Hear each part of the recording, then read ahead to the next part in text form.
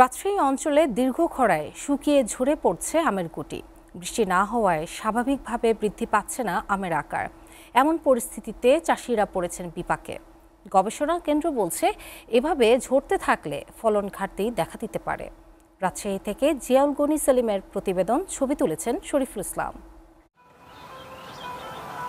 রাজশাহী অঞ্চলে বাগানগুলোতে এবার 90% মুকুল এসেছিল, ফলে বাম্পার ফলনের আশা দেখছিলেন চাষিরা। কিন্তু দীর্ঘ খরা কৃষকের সেই স্বপ্ন মলিন করে দিয়েছে। বৃষ্টি না হওয়ায় গাছে শুকিয়ে ঝরে ঝরে পড়ছে আমের গুটি, আর এ কারণে বেড়েছে পোকামাকড়ের উপদ্রব। এমন পরিস্থিতিতে বিপাকে পড়েছেন চাষিরা। ঘন ঘন কীটনাশক প্রয়োগেও ফল মিলছে না। আম ভালো আছে, তাতে দ্বিতীয় কথা যে খরার জন্য আর পোকার জন্য খুব আমটা ঝরে পড়ছে আর কি। খরা না হলে আমরা পড়তো না, পানি যদি হতো তাহলে আমরা দাঁড়াইতে হতো। একটা বৃষ্টি হলে খুব ভালো হয়, খরার জন্য আমরা ক্ষতি করতে করছি একটু, এই তো। তবে পরিস্থিতি মোকাবেলায় বাগানে সেচ দেয়া ছাড়া ভিন্ন উপায় দেখছে না ফল গবেষণা কেন্দ্র। তারা বলছে, এবছর মুকুল বেশি ছিল, ফলে গুটির পরিমাণও বেশি। তবে ঝরে পড়া ঠেকাতে না পারলে ফলন কমতে পারে। এই খরাটা যদি দীর্ঘস্থায়ী হয় তাহলে আম ঝরা পড়ার প্রবণতা আরও বাড়বে।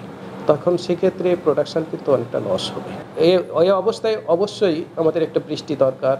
তার পাশাপাশি যদি না হয় তাহলে আমাদেরকে সেখানে সেচের ব্যবস্থা করতে হবে। এদিকে এবারও রাজশাহীর আম যাবে ইউরোপ সহ বিশ্বের নানা দেশে।